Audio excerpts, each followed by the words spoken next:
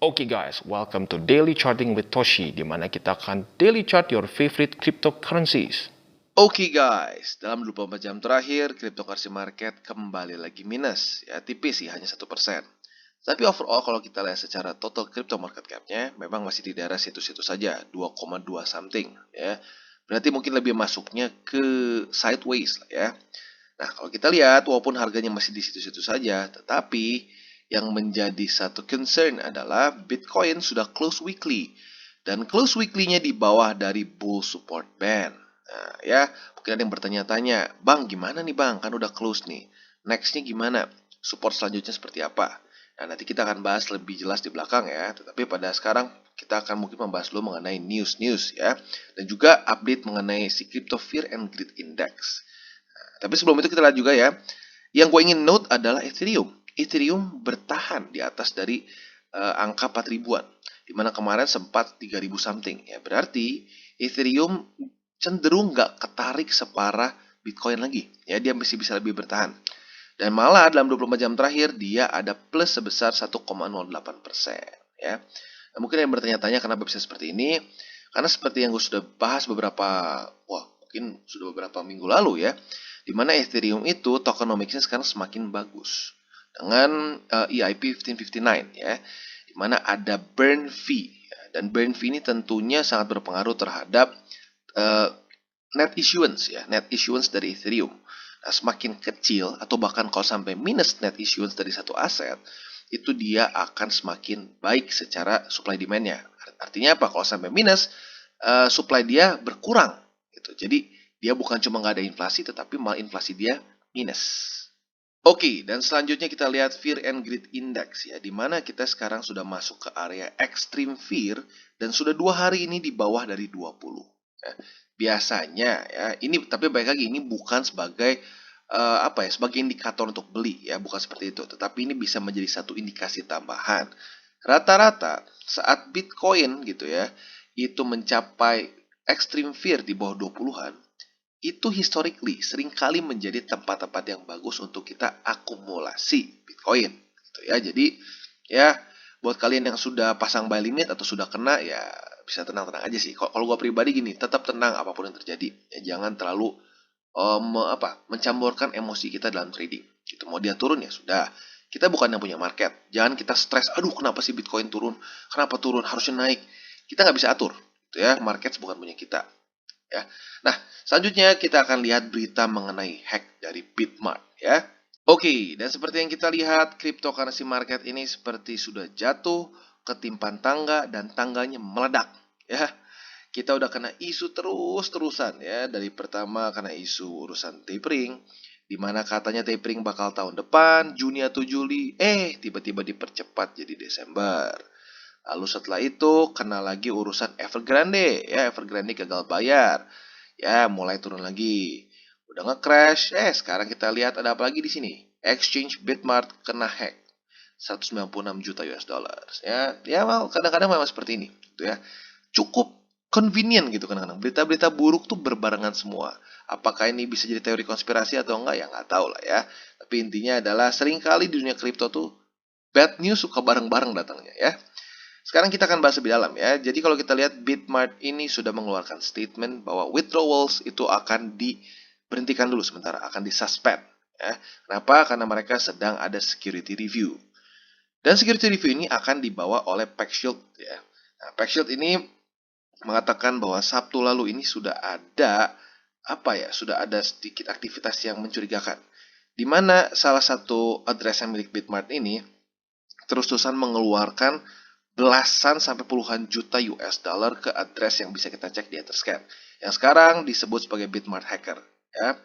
Nah, lalu PackShield ini mengestimasikan bahwa Bitmart kehilangan sekitar 100 juta US dollars dalam beberapa cryptocurrency yang ada di Ethereum blockchain. Dan sisanya sekitar 96 juta US dollars itu dia hilang di Binance Smart Chain ya. Jadi yang pertama di Ethereum blockchain, yang kedua di Binance Smart Chain. Jadi kurang lebih seperti itu. Dan kalau kita lihat, ini tuh campuran lebih dari 20 token ya. Ada Binance Coin, SafeMoon, dan juga Shiba Inu. Kemarin ini juga sempat banyak yang ini ya, di grup juga ada yang ngirim katanya Shiba Inu ke hack. Sebenarnya kayaknya bukan Shiba Inu-nya kehack ya. Tetapi Shiba Inu-nya ini ada yang salah satu koin yang diambil oleh hacker Bitmart. Tuh ya. Nah, selanjutnya kalau kita lihat di sini Bitmart juga mengatakan bahwa yang terefek ini adalah hot wallet ya, bukan cold wallet mereka. Jadi seperti yang kalian tahu, hot wallet ini adalah wallet yang terkonek dengan internet. Nah, otomatis kalau terkonek dengan internet akan lebih mudah untuk dihack ya. Nah, jadi dan yang selain itu juga dia bilang itu hanya membawa sedikit persentase dari aset dari si Bitmart gitu. Jadi intinya jangan terlalu panik juga. Tapi ya, well, market juga sudah mengadjust juga ya, sedikit turun lagi setelah gara-gara si Bitmart ini. Dan kalau kita lihat juga statement ini mengatakan bahwa other wallets, ya, wallet-wallet lain, itu secure ya, dan tidak kena sama sekali. Jadi kurang lebih seperti itu berita dari Bitmart dan semoga secepat mungkin bisa selesai. Bahkan kalau lebih bagus lagi kalau bisa sampai di refund ya dananya, karena ya beberapa kali kita lihat ya hack seperti Polygon kemarin tuh, oh sorry bukan Polygon tapi Polymarkets, lalu juga aduh kemarin ada satu lagi gue lupa namanya apa, ujung-ujungnya dibalikin ya, dananya bisa dibalikin. Nah, itu mungkin salah satu keuntungannya dari cryptocurrency yang orang juga pada nggak sadar. Sebenarnya, cryptocurrency itu lebih gampang untuk di-trace dibandingkan dengan uang fiat. Karena kenapa? Sifat blockchain yang immutable. Bisa di-trace terus. Nah, mungkin satu-satunya cara buat bisa dihilangkan adalah dengan menggunakan privacy token. Jadi ya, well, intinya adalah ya kita tinggal lihat lah. Semoga saja ini bisa dikembalikan ke Bitmart. Oke, bull support band tembus. Apa yang akan terjadi selanjutnya? Ya, yang pertama yang harus kita luruskan dulu bahwa yang statistik 10 tahun ke belakang itu adalah BTC bull support wall. Ya, apa bedanya wall sama support band? Nah, jadi support wall itu adalah satu jargon yang ngebuat sendiri. Artinya apa? Saat Bitcoin berhasil hold the line, ya, dia berhasil mantul di support band. Dia mantul, nah statistiknya 10 tahun ke belakang saat dia terjadi mantul seperti ini ya, dia nggak close di bawah dari support band, itu dia nggak akan balik ke angka situ lagi ya. Nah, kita lihat ya coba ya, salah satu contohnya di sini kan, kita klik sini.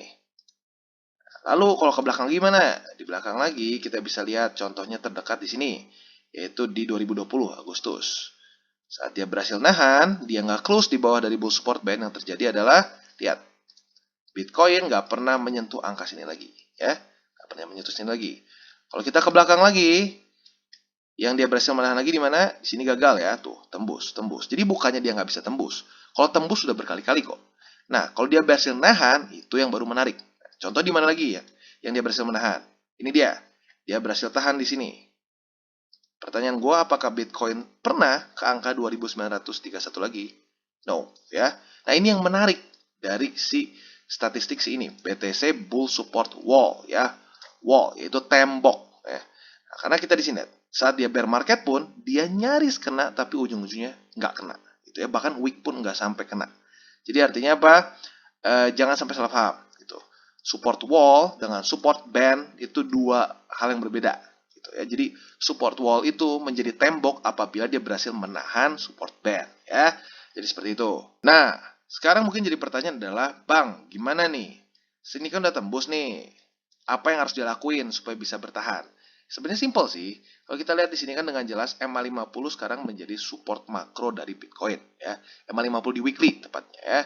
Nah, jadi sekarang sebenarnya PR Bitcoin jangan sampai close di bawah dari MA50. Kalau sampai dia close di bawah MA50, that's bad. Karena sebelumnya yang membuat kita bisa bertahan dan kembali lagi mantul adalah MA50 di weekly di sini ya. Jadi gini, sebenarnya nggak berarti kalau dia close gitu di bawah gitu tipis seperti ini pasti mati, nggak juga. Tapi kalau close-nya parah kayak gini nih, close parah, ya that's bad. Tuh, tapi kalau dia bisa bertahan nih seperti ini tipis-tipis, itu arguably masih bisa aman ya. Jadi kalau kita mau save sih sebenarnya paling gampang adalah kita close weekly harus di atas dari MA50 gitu. Nah sekarang pertanyaannya gimana nih skenario-nya ya? Jadi sebenarnya ada 3 skenario. Yang pertama adalah skenario yang terjadi di tahun lalu. Bukan tahun lalu, tapi tepatnya pertengahan tahun ini ya. Di mana terjadi crash di Mei. Nah, yang pertama di sini, skenario pertama adalah dia konsolidasi dulu di daerah antara 50 dan support band di sini. Konsolidasi, akhirnya terpantul dan lanjut. Itu kondisi yang pertama ya, dan quite bullish. Nah, yang kedua adalah dia bisa saja langsung tembus lagi ke atas. Pernah nggak terjadi? Pernah. Tapi jarang. Seingat gue terjadi terakhir itu 2013. Coba kita cek ya. terjadi gitu. Jadi dia close di bawah bull support band dan minggu depannya langsung mantul lagi. Itu di daerah 2013. Yes, ini dia. Jarang banget terjadi gitu ya di sini. Dia close dan langsung lanjut lagi, masuk lagi gitu ya.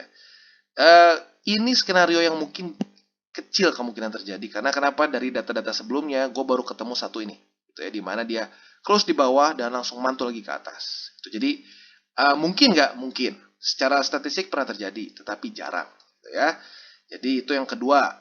Kita yang ketiga selanjutnya adalah apa? Kalau dia sampai tembus EMA 50 ya. Nah, kalau tembus EMA 50, itu selanjutnya sangat dekat dengan sini ya, si bull support wall.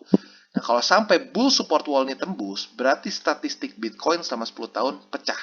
Ya, itu pertama kali dia pecah kalau sampai ini harga Bitcoin di bawah dari 39.000 US dollars. Bisa nggak? Ya bisa, apapun bisa terjadi. Itu maksudnya ya. Tetapi secara 10 tahun terakhir itu belum pernah terjadi. Gitu. Jadi kalau sampai ini kena ya, 39.000 ini kena, ini mungkin salah satu indikasi bahwa ya jangan-jangan market kita ini sudah selesai, bull market kita ini sudah selesai dan kita ada kemungkinan masuk ke bear market kalau sampai tembus daerah 39 gitu. Apalagi benar-benar terkonfirmasi ini sudah bear market apabila dia tembus juga daerah sini nih. Tembus daerah kemarin tuh lowest point-nya di 29.000. Kalau sudah tembus itu ya sudah, itu sudah benar-benar masuk ke bear market gitu. Jadi sebenarnya dalam beberapa minggu ini adalah masa-masa penentuan dari Bitcoin, gitu ya. Apakah dia bisa hold the line, gitu ya. Apalagi mungkin juga yang penting ya, apa bisa dia hold bull support wall. Karena kalau sampai ini pecah, it's the first time ever ya bull support wall itu pecah, ya. Jadi ya kita tinggal tunggu saja, jangan terlalu stres. Ya baik lagi, bukan kita yang punya market, kita hanya bisa bereaksi dengan market. Gitu. Makanya kenapa kita harus menjaga resiko kita. Karena nggak akan ada yang mau jagain resiko kita. Kita harus jaga diri kita masing-masing. Gitu. Nah, dengan cara apa? Ya just average your price di spot. Lebih tenang juga. Ya. Jadi kurang lebih seperti itu untuk Bitcoin.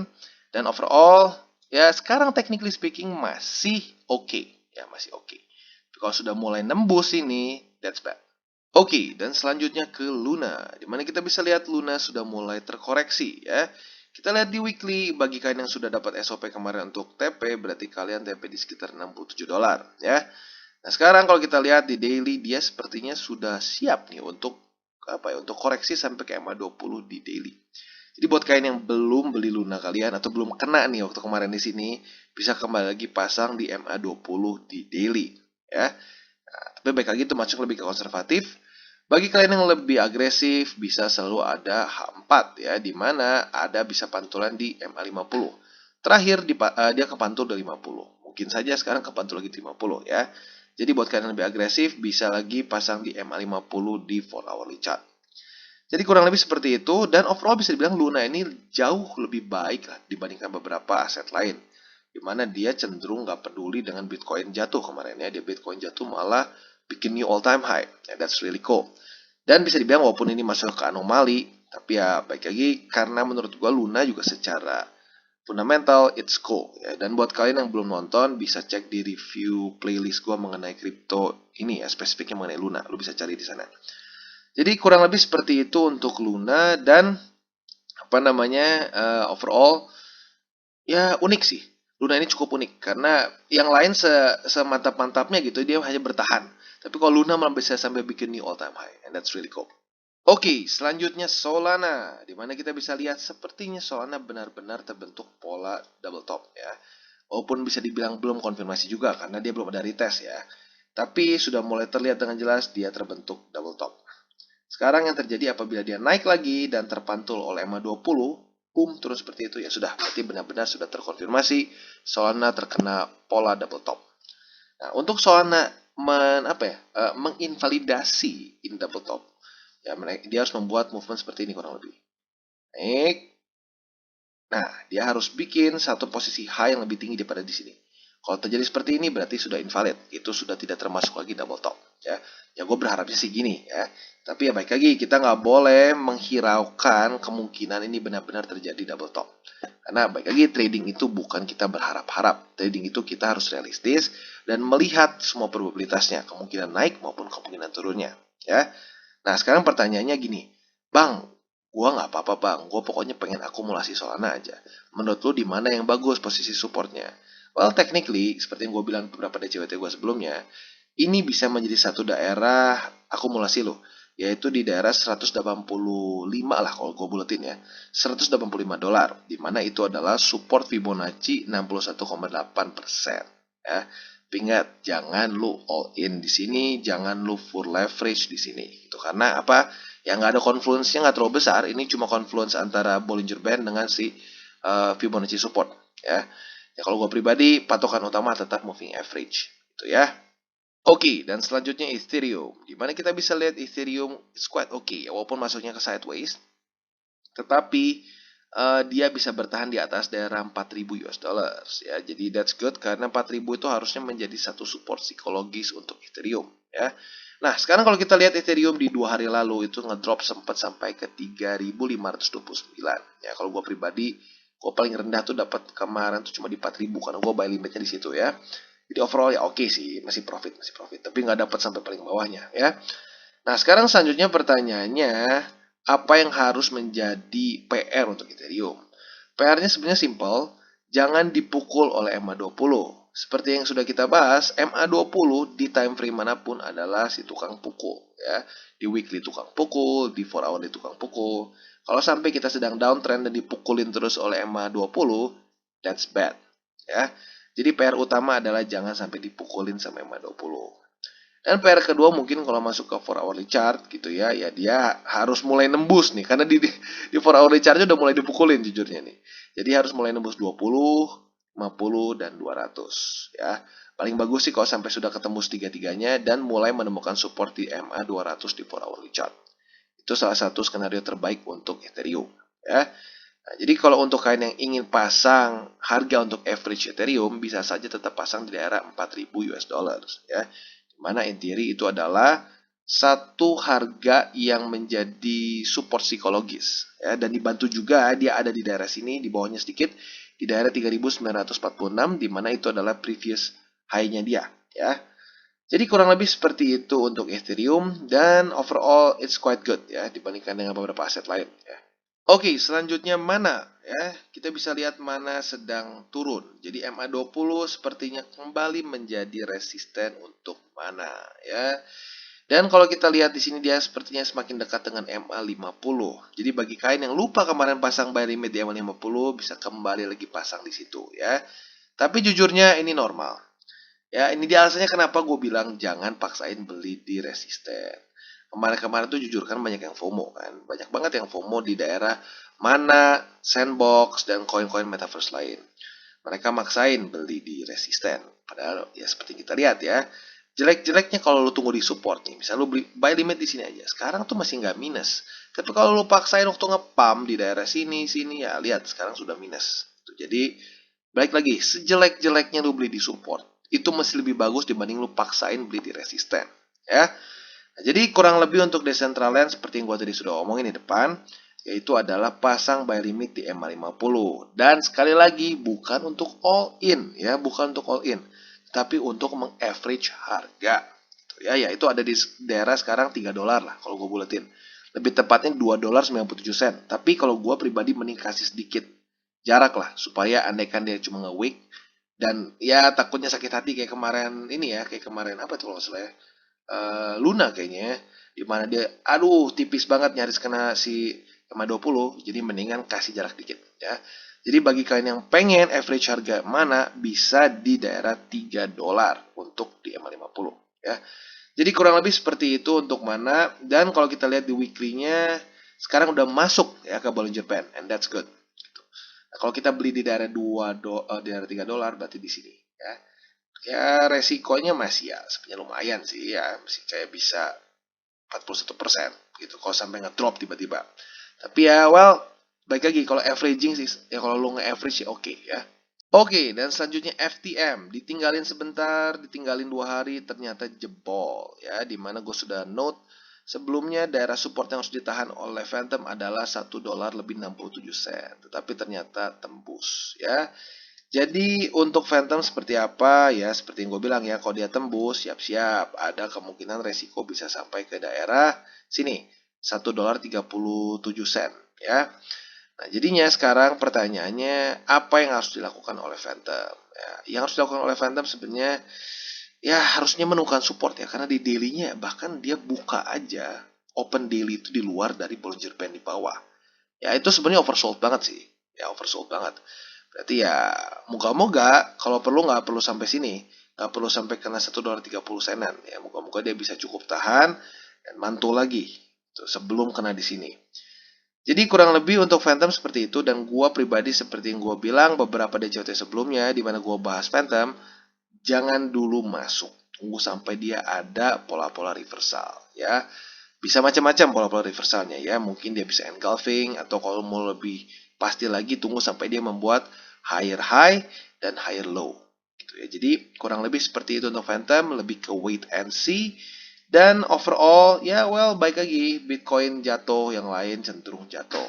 Jangan berharap semua kayak Luna. Kalau semua kayak Luna ya asik sih, tapi pada faktanya rata-rata enggak. 90% lebih akan lebih parah daripada Bitcoin. Gitu ya. Kenapa? Karena market cap-nya jauh lebih kecil.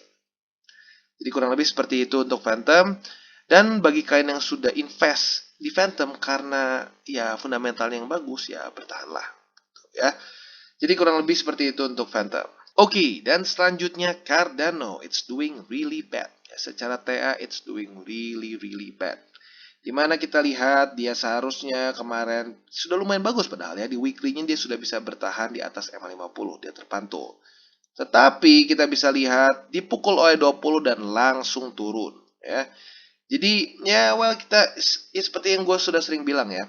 Gua nggak akan pernah nge-shield satu koin karena gue suka tertentu ya. Gue bilang gue suka fundamentalnya Cardano, tetapi kalau TA-nya jelek ya gue bilang TA-nya jelek gitu, dan nggak ngomong serok kapanpun turun dia serok, no. Ya lu ambil posisi average kalau dia kena support gitu ya. Jadi jangan main serok aja ya. Nah, lalu selanjutnya kalau kita lihat Cardano ini seperti apa ya. Jadi kalau gue pribadi, gue nggak akan beli lagi dulu Cardano sampai terjadi konfirmasi ya. Konfirmasi seperti apa? Dia membuat pola higher high, higher low. Karena sekarang dengan sangat jelas dia membuat lower low dan lower high. Ya, terus. Jadi that's bad ya. Sampai dia belum bisa membuat pola higher high dan higher low, ya, gua nggak akan beli dulu Cardano. Ya. Dan setelah itu juga apabila dia sudah bisa membuktikan bahwa dia bisa kembali lagi di atas $1.50 ya, dan menjadikan sekitar $1.50 untuk menjadi support, gue akan stop dulu beli Cardano. Walaupun technically speaking gue udah rada lama sih. Gue average harga kalau di support aja sih. Jadi di sini gue beli, di sini kayaknya kalau nggak salah nih. Di daerah sini gue beli. Nah, udah cuma di 2 situ saja. Sisanya gue belum beli lagi. Jadi Cardano overall is doing really bad, dan kita harus tunggu konfirmasi dia untuk kembali lagi ke atas ya. Dan ya tentu juga menurut gua Cardano adalah salah satu koin yang sangat terpengaruh dengan BTC ya. BTC turun dikit, Cardano ketariknya jauh lebih ekstrim ya. Jadi overall seperti itu untuk Cardano, dan baik lagi apabila lu invest for the fundamentals ya gua sih tetap bertahan aja. Gua pribadi menurut gua Cardano secara fundamental it's okay, it's good. Ya, walaupun ada permasalahannya, itu adalah apa? Ya permasalahan dia itu adalah bisa dibilang keunggulan dia juga gitu. Dimana jujurnya lebih ribet untuk bikin dApps di dalam Cardano Network karena harus menggunakan Haskell ya. Karena menggunakan Haskell ini jadi nggak ya cenderung lamban, dan yang bisa dibilang ini pertama kali juga yang pakai Haskell gitu ya. Dan selain itu juga permasalahan Cardano adalah peer review mereka, permasalahan dan keuntungan di waktu bersamaan gitu ya. Jadi ya bersabarlah, dan semoga si back end-nya Cardano bisa cepat-cepat full selesai, dan dApps yang kemarin sudah ngantri ini bisa cepat-cepat testnet dan juga bisa mainnet launch di Cardano ya. Dan menurut gue itu salah satu hal yang terpenting yang harus Cardano lakukan. Kalau ini testnet mereka nggak jalan-jalan, dApps mereka nggak bisa dideploy gitu ya, ya sudah ujung-ujungnya akan gini terus, harganya akan terus busuk seperti ini ya. Jadi kurang lebih seperti itu untuk Cardano, dan ya kurang lebih bersabarlah. Oke guys, sekian dari segmen Daily Charting with Toshi. Apabila segmen ini bermanfaat, boleh share dengan teman-teman, dan jangan lupa untuk like, subscribe, klik the bell icon, dan see you on the next videos.